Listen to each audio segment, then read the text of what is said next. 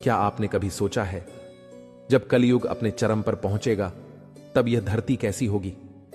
जब इंसान का विवेक पूरी तरह अंधा हो जाएगा, जब रिश्ते टूटकर स्वार्थ की दीवारों में कैद हो जाएंगे, जब माता पिता की जगह संपत्ति ले लेगी और भाईचारे की जगह ईर्ष्या। श्री कृष्ण ने पहले ही संकेत कर दिया था कि जब अधर्म बढ़ेगा और धर्म विलुप्त हो जाएगा तब इस युग का पटाक्षेप होगा। आज हम जिस युग में जी रहे हैं वह कलयुग है और प्राचीन ग्रंथ बताते हैं कि कलयुग ने 5,500 वर्ष व्यतीत कर लिए हैं। शेष समय धीरे धीरे बीत रहा है और हर बीतते क्षण के साथ हम उसके अंतिम पड़ाव की ओर बढ़ रहे हैं। सोचिए, जब इतने वर्षों में ही धर्म का इतना पतन हो चुका है तो आगे क्या होने वाला है? यही कारण है कि शास्त्र हमें पहले से चेतावनी देते हैं कि यह युग सरल नहीं बल्कि परीक्षा का युग है। कल्पना कीजिए, एक ऐसा समय जब धर्म केवल पुस्तकों में रहेगा पर जीवन से उसका कोई लेना देना नहीं होगा। लोग मंदिरों में जाएंगे पर भीतर श्रद्धा नहीं होगी। पूजा केवल दिखावे की होगी और भक्ति लाभ कमाने का साधन बन जाएगी। कलयुग के अंतिम समय में मंदिर, तीर्थ, धर्म ग्रंथ सब केवल नाम के रह जाएंगे। लोग सत्य का उच्चारण करेंगे पर आचरण में असत्य भरे होंगे। समाज की दशा इतनी गिर जाएगी कि रिश्ते केवल पैसे से जुड़ेंगे। पुत्र पिता को केवल उतना ही मान देगा जितना उससे धन मिलेगा। स्त्री और पुरुष का संबंध केवल वासना तक सीमित रह जाएगा। विवाह पवित्र बंधन न रहकर केवल समझौता बन जाएगा और तब इंसान यह भी भूल जाएगा कि नैतिकता नाम की कोई चीज होती है। क्या आप सोच सकते हैं, एक ऐसा युग जहां शिक्षा का उद्देश्य ज्ञान न होकर केवल धन कमाना होगा? गुरु अपने शिष्य से शुल्क लेकर केवल औपचारिक ज्ञान देंगे और शिष्य भी केवल उपाधि पाने के लिए सीखेंगे। सच्चा ज्ञान, सच्चा चरित्र, सच्चा संस्कार सब समाप्त हो जाएगा। यह सब सुनकर लगता है मानो कोई डरावना सपना हो, पर यह सपना नहीं, यह वही भविष्य है जिसकी चेतावनी शास्त्रों में दी गई है। कल की पुराण बताता है कि जब पाप का बोझ असहनीय हो जाएगा तब मनुष्य मनुष्य का शत्रु बन जाएगा। सड़क पर चलते हुए लोग एक दूसरे की जान लेने से भी नहीं हिचकिचाएंगे। प्रकृति भी इस कलयुग के अंत की गवाही देगी। वर्षा ऋतु होगी पर बारिश नहीं होगी। खेत बंजर हो जाएंगे, नदियां सूख जाएंगी और मनुष्य जल की एक एक बूंद के लिए लड़ पड़ेगा। वायु विषैली हो जाएगी, धरती पर खेती योग्य भूमि बहुत कम रह जाएगी। भोजन इतना दुर्लभ होगा कि अनाज ही सोने से भी अधिक मूल्यवान बन जाएगा। और जब मनुष्य भूख से तड़पेगा तो वह निष्ठुर बन जाएगा। भाई भाई का गला काटेगा, मां बेटा एक दूसरे के शत्रु बन जाएंगे। कल्पना कीजिए, वह दृश्य कितना भयानक होगा जब करुणा और संवेदनाएं पूरी तरह विलुप्त हो जाएंगी। श्री कृष्ण ने गीता में कहा था, हे अर्जुन, यह संसार कालचक्र से बंधा है और काल किसी को नहीं छोड़ता। कलयुग का अंत इसी कालचक्र का अगला पड़ाव है। सोचिए, जब प्रकृति ही मनुष्य से रूठ जाएगी तो जीवन कैसा होगा? धरती पर अकाल छा जाएगा, पशु पक्षी मरने लगेंगे, नदियां सूख जाएंगी और समुद्र का पानी जहरीला हो जाएगा। इंसान जिस हवा को सांस में भरता है वही हवा झर बनकर उसकी सांसें रोक देगी। कोई दवा काम नहीं करेगी क्योंकि औषधियां भी दूषित हो चुकी होंगी। शास्त्रों में वर्णन है कि उस समय रोग इतने भयानक होंगे कि हर घर में मृत्यु का साया मंडराएगा। बच्चे जन्म से ही कमजोर होंगे और बूढ़े जीने की जगह मरने की दुआ करेंगे। इंसान के पास घर होंगे, गाड़ियां होंगी, धन होगा, लेकिन शांति नहीं होगी। आत्मा इतनी बेचैन होगी कि रातें करवटों में बीतेंगी और दिन चिंता और भय में डूबा रहेगा। समाज की स्थिति और भी भयावह हो जाएगी। धर्म के ठेकेदार बढ़ेंगे लेकिन सच्चा धर्म खोजने पर भी नहीं मिलेगा। लोग भगवान का नाम लाभ के लिए लेंगे लेकिन हृदय में ईश्वर का कोई स्थान नहीं होगा। साधु और सन्यासी केवल दिखावे के लिए भेष धारण करेंगे और लोग उनके पीछे दौड़ेंगे क्योंकि सच और झूठ का अंतर पहचानने की शक्ति ही समाप्त हो चुकी होगी। स्त्रियां उस समय अत्याचार और अपमान का सबसे बड़ा निशाना बनेंगी। उनका सम्मान केवल शब्दों तक सीमित रह जाएगा, आचरण में कोई उन्हें सुरक्षित नहीं रख पाएगा। परिवार बिखर जाएंगे क्योंकि हर व्यक्ति केवल अपने स्वार्थ में जिएगा। पुत्र माता पिता को बोझ समझकर त्याग देगा और भाई भाई एक दूसरे की संपत्ति पर झगड़ेंगे। क्या आप सोच सकते हैं, रिश्ते, जिन पर आज इंसान गर्व करता है, वे ही रिश्ते अंत में सबसे बड़े संघर्ष का कारण बनेंगे। और राजनीति, वह तो सबसे ज्यादा पतित होगी। राजनेता जनता का शोषण करेंगे और जनता भी उन्हें धोखा देगी। राजाओं की जगह चोर और ठग सत्ता पर काबिज होंगे। धन बंटेगा नहीं, बल्कि कुछ गिने चुने लोग सारी संपत्ति अपने कब्जे में ले लेंगे और शेष लोग भूख से तड़पते रहेंगे। कल की पुराण कहता है कि उस समय मनुष्य की आयु बहुत घट जाएगी। जहां सतयुग में मनुष्य हजारों वर्ष जीता था, वहां कलयुग के अंत में इंसान मुश्किल से 20 से 30 वर्ष का जीवन जी पाएगा। और वह जीवन भी सुखमय नहीं होगा, बल्कि रोग, कष्ट और संघर्ष से भरा होगा। परंतु इस भयावह अंधकार में भी एक आशा की किरण होगी। शास्त्रों में कहा गया है कि धर्म पूरी तरह समाप्त कभी नहीं होता। चाहे वह कितना भी छोटा क्यों न रह जाए, वह जीवित रहता है। और उसी धर्म के छोटे से बीज को बचाने के लिए, उस अधर्म की जड़ों को काटने के लिए भगवान स्वयं कल्कि के रूप में प्रकट होंगे। वह दृश्य कैसा होगा?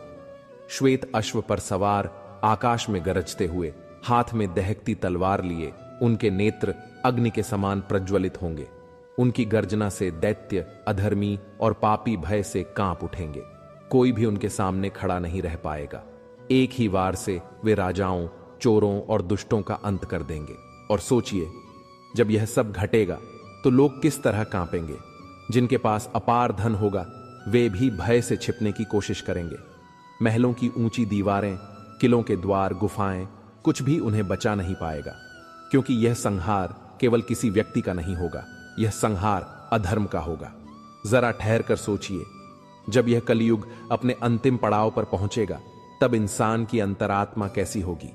आज भी कहीं कहीं थोड़ी बहुत करुणा, दया और सत्य दिख जाता है, पर उस समय ये सब बिल्कुल लुप्त हो जाएंगे। मनुष्य इतना कठोर हो जाएगा कि किसी की चीख, किसी का आंसू, किसी का दर्द उसके दिल को छू भी नहीं पाएगा। कल की पुराण वर्णन करता है कि उस समय लज्जा, शील और मर्यादा जैसे शब्द केवल किताबों में रह जाएंगे। लोग कपड़ों से नहीं, बल्कि अपने चरित्र से नग्न होंगे। स्त्री पुरुष संबंध पवित्रता से रहित होकर केवल वासना का खेल बन जाएंगे। विवाह का पवित्र बंधन टूट जाएगा और समाज की रीढ़ पूरी तरह बिखर जाएगी। और यह भी याद रखिए, पाप का बोझ केवल इंसान तक सीमित नहीं रहेगा, प्रकृति भी उसकी गवाही देगी। धरती कांपेगी, समुद्र बार बार तटों को तोड़ देंगे, आकाश में उल्काएं बरसेंगी। कभी ऐसी आंधियां चलेंगी जो गांवों को उजाड़ देंगी, कभी ऐसी वर्षा होगी जो सब बहा ले जाएगी, कभी ऐसा अकाल पड़ेगा कि खेत महीनों तक सूखे रहेंगे। यह धरती स्वयं चिल्लाएगी, अब बहुत हुआ, अब अधर्म का भार सहा नहीं जाता। इंसान की आयु तो बहुत छोटी हो जाएगी, लेकिन उस छोटे जीवन में भी कष्ट इतने होंगे कि लोग मृत्यु को वरदान मानेंगे। फिर भी मृत्यु सहज नहीं मिलेगी। कोई बीमारियों से तड़पेगा, कोई भूख से, कोई हिंसा से। चारों ओर केवल हाहाकार होगा। ध्यान दीजिए, उस समय धन का मूल्य भी खत्म हो जाएगा। जिनके पास सोने चांदी के ढेर होंगे, वे भी भूख से रोएंगे, क्योंकि धरती अनाज देना बंद कर देगी। और जब पेट खाली हो तो तिजोरियों का क्या मूल्य रह जाता है। लोग अपनी बेटियों को, अपने घरों को, यहां तक कि अपना धर्म भी एक रोटी के बदले बेच देंगे। राजाओं और नेताओं की स्थिति, वे तो पूरी तरह पाखंडी बन जाएंगे। सत्ता में बने रहने के लिए वे जनता को लूटेंगे और जनता भी स्वार्थ के लिए उनके पैरों में गिरेगी।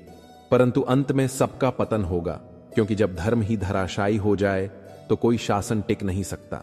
अब सोचिए, उस समय कौन बच पाएगा।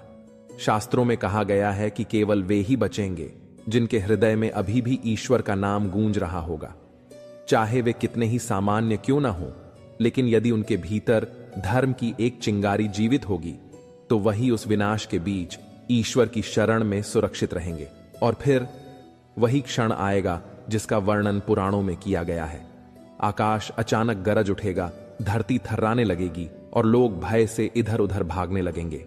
तभी प्रकट होंगे भगवान विष्णु के 10वें अवतार कल्कि। उनकी छवि कितनी दिव्य होगी। वे श्वेत अश्व देवदत्त पर सवार होंगे, उनके हाथ में दहकती हुई तलवार होगी। उनका रूप देखते ही अधर्मी कांप उठेंगे।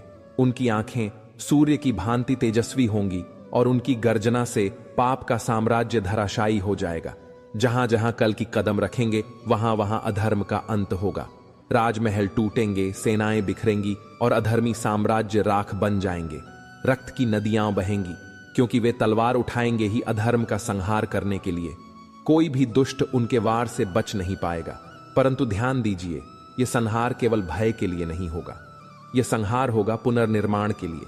क्योंकि जब खेत में खरपतवार फैल जाती है तो किसान उसे जला देता है ताकि अगली फसल स्वस्थ हो सके। उसी प्रकार कल के अवतार भी अधर्म को जला देंगे ताकि अगले युग सत्य युग की शुरुआत हो सके। जैसे जैसे कल युग की अवधि अपने अंतिम पड़ाव की ओर बढ़ेगी, वैसे वैसे यह संसार एक अनियंत्रित अग्नि की भांति धधकने लगेगा। धर्म का स्थान अधर्म ले लेगा और सत्य की जगह झूठ की जय जयकार होगी। लोग अपने ही रिश्तेदारों को दुश्मन समझेंगे और मित्रता केवल स्वार्थ तक सिमट जाएगी। मानव का हृदय पत्थर जैसा कठोर हो जाएगा और करुणा का नाम केवल ग्रंथों में रह जाएगा। जब जब कोई सज्जन पुरुष उठ खड़ा होगा, उसे भीड़ कुचल देगी, और जब जब कोई अधर्मी झूठ बोलेगा, उसे समाज ताज पहनाएगा। यही है वह भयावह दृश्य जिसे कल की पुराण ने स्पष्ट रूप से प्रकट किया है। पर सोचिए, जब संसार में पाप इतना बढ़ जाएगा कि धरती मां स्वयं भगवान विष्णु को पुकारेगी, तब कैसा भयावह समय होगा। लोग युद्ध के बिना भी मरने लगेंगे, नदियों का जल विषाक्त हो जाएगा, आकाश में प्रदूषण छा जाएगा और हवाएं भी जीवनदायिनी नहीं बल्कि प्राणघातक बन जाएंगी। जब पेड़ों की छाया तक दुर्लभ हो जाएगी, तब मनुष्य को एहसास होगा कि उसने प्रकृति का कितना बड़ा अपमान किया है। और फिर जब अत्याचार अपनी चरम सीमा पर पहुंच जाएगा, तब भगवान विष्णु अपने अंतिम अवतार कल की रूप में प्रकट होंगे। वह घोड़े पर सवार, हाथ में दैवीय तलवार लिए अधर्मियों का अंत करेंगे। उनके तेज को देखकर बड़े बड़े असुर भी कांप उठेंगे। धर्म की पुनः स्थापना होगी और कलयुग का भयावह अंधकार मिट जाएगा। परंतु इस अंत से पहले मनुष्य को अपने ही कर्मों का फल भुगतना होगा। घर घर में झगड़े होंगे, माता पिता को अपमानित किया जाएगा और भाई भाई में खून बहेगा। स्त्रियों की सुरक्षा समाप्त हो जाएगी और बच्चों का बचपन छिन जाएगा। जिस धरती को स्वर्ग कहा गया था, वही नरक का रूप ले लेगी। यही है कलयुग का अंत, एक ऐसा समय जो सुनने मात्र से दिल दहला देता है।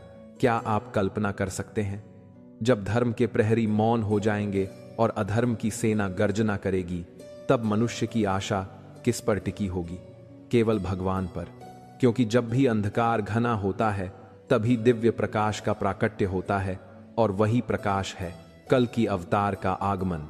जब कलयुग का समय अपने अंतिम क्षणों की ओर बढ़ेगा, तब यह संसार केवल एक युद्ध भूमि जैसा दिखाई देगा। हर जगह रक्त, आक्रोश और विलाप की गूंज सुनाई देगी। लोग भूख से तड़पेंगे, जल के लिए तरसेंगे और अन्न का एक दाना भी सोने से अधिक मूल्यवान हो जाएगा। धर्म की बातें करने वाले लोग हंसी के पात्र बन जाएंगे और पापी राजाओं की सत्ता स्थापित होगी। नगर उजड़ जाएंगे, गांव वीरान हो जाएंगे और मनुष्य अपने ही घर में असुरक्षित महसूस करेगा। कल की पुराण कहता है कि उस समय मनुष्य अपनी इच्छाओं का दास बन जाएगा। वासनाएं इतनी प्रबल होंगी कि रिश्तों का कोई अर्थ नहीं बचेगा। पुत्र अपने पिता का संहार करेगा, भाई अपने ही भाई का गला दबाएगा और मित्र विश्वासघात को बुद्धिमत्ता समझेगा। लोग धन और सत्ता के पीछे ऐसे भागेंगे जैसे प्यासा मरुभूमि में मृग तृष्णा का पीछा करता है, पर उन्हें केवल निराशा हाथ लगेगी। और तब जब यह अराजकता अपनी चरम सीमा पर पहुंच जाएगी, तब आकाश गरजेगा, पृथ्वी कांपेगी, नक्षत्रों की गति विचलित होगी। लोग समझ नहीं पाएंगे कि यह प्रकृति का क्रोध है या किसी महाशक्ति का आगमन।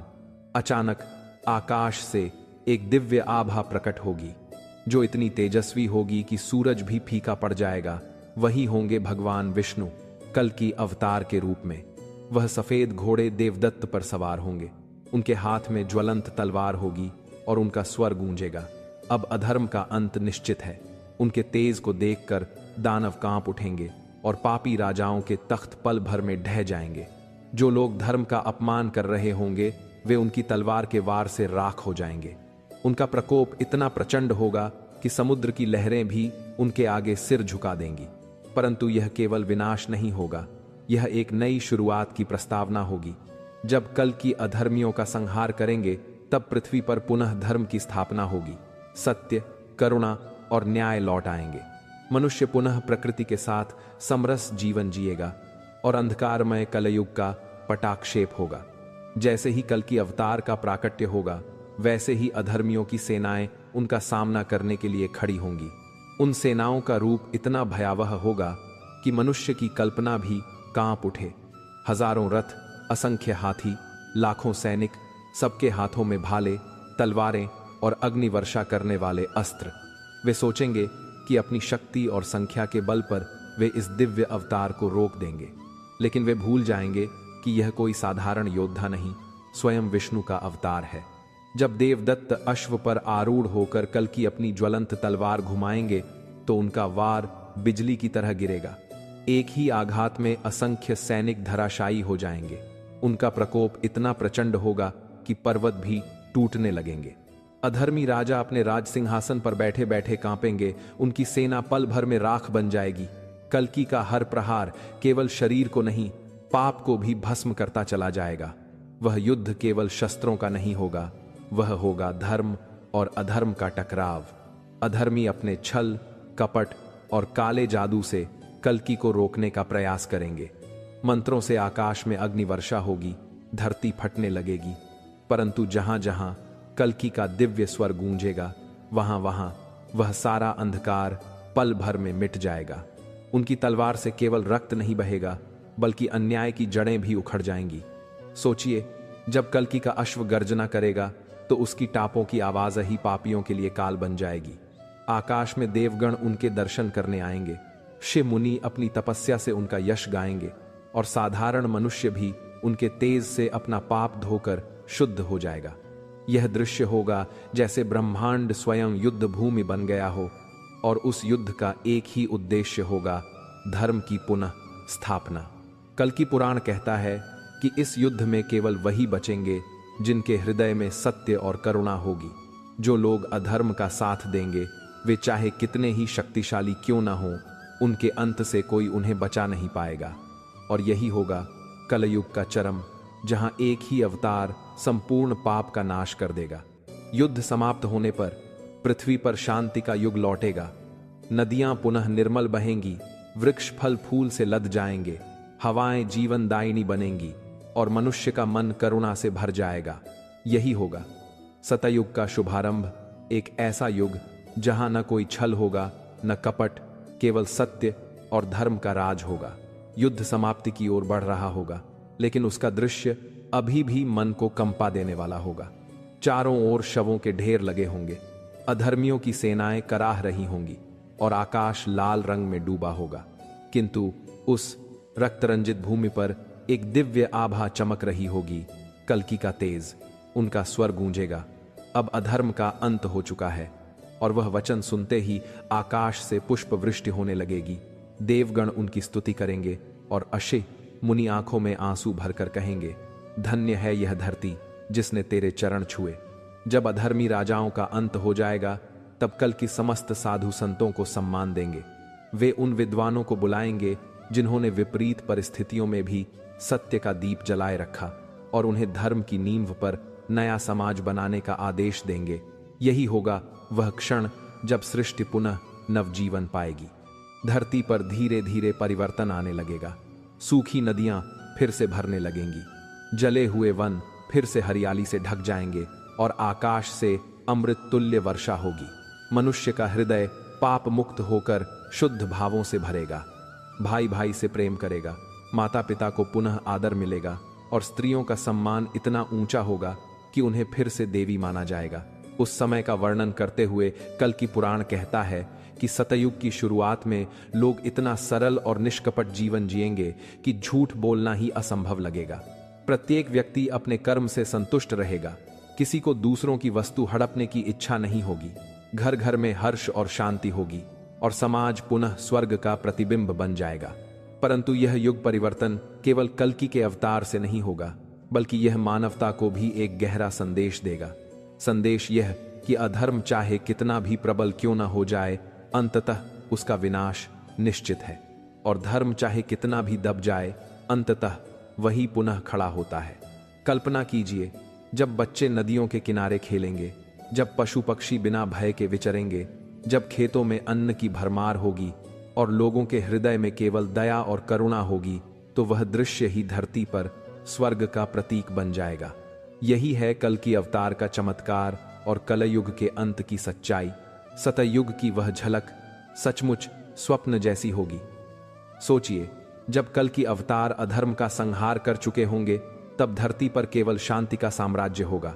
चारों ओर हरियाली छा जाएगी, नदियों का जल इतना निर्मल होगा कि उसमें देवताओं का प्रतिबिंब दिखाई देगा और आकाश से मधुर प्रकाश बरसेगा। मनुष्य का हृदय अब भय से नहीं बल्कि प्रेम से भरा होगा। लोग आपस में द्वेष नहीं करेंगे। चोरी, छल, कपट जैसे शब्द मानो मिट ही जाएंगे। किसी के घर में भूख नहीं होगी, किसी के जीवन में अंधकार नहीं होगा और हर जगह केवल संतोष और आनंद की ध्वनि सुनाई देगी। घर घर में गीता के श्लोक गूंजेंगे, लोग सत्य और करुणा का पालन करेंगे और धर्म ही जीवन की आधारशिला बन जाएगा। पशु पक्षी भी बदल जाएंगे। शेर बकरी के साथ पानी पिएगा, सर्प और नेवला एक ही जगह खेलेंगे और पक्षियों के मधुर गीत वातावरण को और अधिक पवित्र बना देंगे। यह दृश्य होगा जैसे पृथ्वी पुनः वैकुंठ धाम बन गई हो। सतयुग में राजा भी प्रजा का सेवक होगा। शासक का मन लोभ से नहीं सेवा से भरा होगा। वह धर्म के मार्ग पर शासन करेगा और उसके निर्णय में केवल न्याय की गूंज होगी। शिव मुनि फिर से तपोवन में तपस्या करेंगे और उनके आशीर्वाद से चारों ओर समृद्धि फैलेगी। सबसे अद्भुत बात यह होगी कि मनुष्य का मन ईश्वर से सीधे जुड़ जाएगा।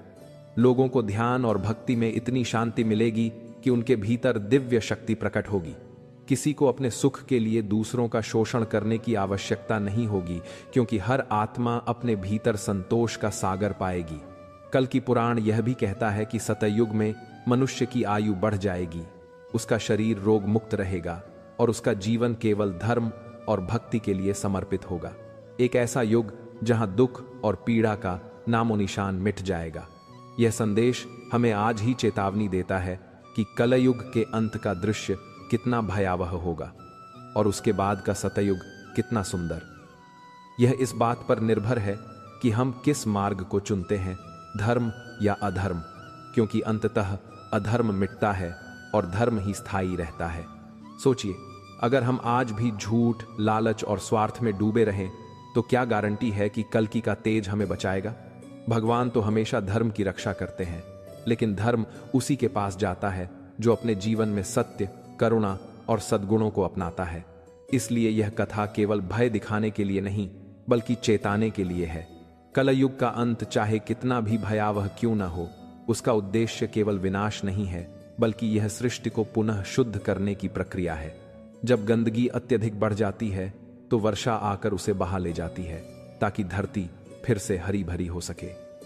उसी प्रकार जब अधर्म अपनी सीमा लांघ जाएगा तो कल की अवतार आकर सब मिटा देंगे और धरती को नया जीवन देंगे। लेकिन क्या हमें केवल उस दिन का इंतजार करना चाहिए? नहीं, क्योंकि गीता स्वयं कहती है उद्धृदात्मनात्मानम, यानी मनुष्य को स्वयं अपने जीवन को ऊपर उठाना होगा। यदि हम आज से ही अपने आचरण में सुधार करें, दूसरों के प्रति दया रखें और धर्म के मार्ग पर चलें, तो कल्कि के प्राकट्य का अर्थ हमारे लिए केवल एक उत्सव होगा, कोई भयावह घटना नहीं। कल्पना कीजिए, अगर हम अपने हृदय को इतना पवित्र बना लें कि भगवान स्वयं हमें देखकर प्रसन्न हो, तो क्या यह जीवन व्यर्थ जाएगा? नहीं, यह जीवन भी स्वर्ग बन जाएगा। और यही शिक्षा है कल की पुराण की कि अधर्म चाहे कितना भी बढ़े, धर्म का दीपक बुझना नहीं चाहिए। भाइयों और बहनों, आज आपने सुना कि कलयुग कितना भयावह होगा और अंततः कैसे कल की अवतार प्रकट होकर अधर्म का नाश करेंगे। यह कोई कल्पना नहीं बल्कि शास्त्रों का उद्घोष है। कलयुग ने 5,500 वर्ष व्यतीत कर लिए हैं और आने वाला समय हमें और कठिनाई में डालेगा। यह जानकर हमें डरना नहीं चाहिए बल्कि चेतना चाहिए। गीता स्वयं कहती है, यदा यदा ही धर्मस्य ग्लानिर्भवति भारत तदा आत्मानं सृजाम्यहम्। जब जब धर्म की हानि होगी, भगवान अवश्य प्रकट होंगे। आज हमारा कर्तव्य यही है कि हम धर्म की शरण में जाएं, अपने जीवन को पवित्र बनाएं और दूसरों के लिए भी आशा का दीपक जलाएं। सोचिए, जब अधर्म की अंधेरी रात सबसे गहरी होती है, तभी तो भोर का उजाला सबसे नजदीक होता है। कल की अवतार का प्राकट्य उसी भोर की तरह होगा जहां एक नई सुबह, एक नया युग और एक नया आरंभ होगा। इसलिए कलयुग का यह ज्ञान हमें भयभीत करने के लिए नहीं, बल्कि तैयार करने के लिए है, ताकि जब वह दिन आए तो हम अधर्मियों के साथ नष्ट न हों, बल्कि धर्म की पंक्ति में खड़े होकर सतयुग की स्वर्णिम सुबह का स्वागत कर सकें। तो आइए अभी से अपने भीतर यह संकल्प लें, हम सत्य को थामेंगे, धर्म का पालन करेंगे और प्रेम, करुणा और भक्ति से अपना जीवन सजाएंगे। यही है कल के पुराण का संदेश, यही है गीता का सार और यही है मानवता का भविष्य। अधर्म मिटेगा, धर्म जीतेगा और सतयुग अवश्य आएगा।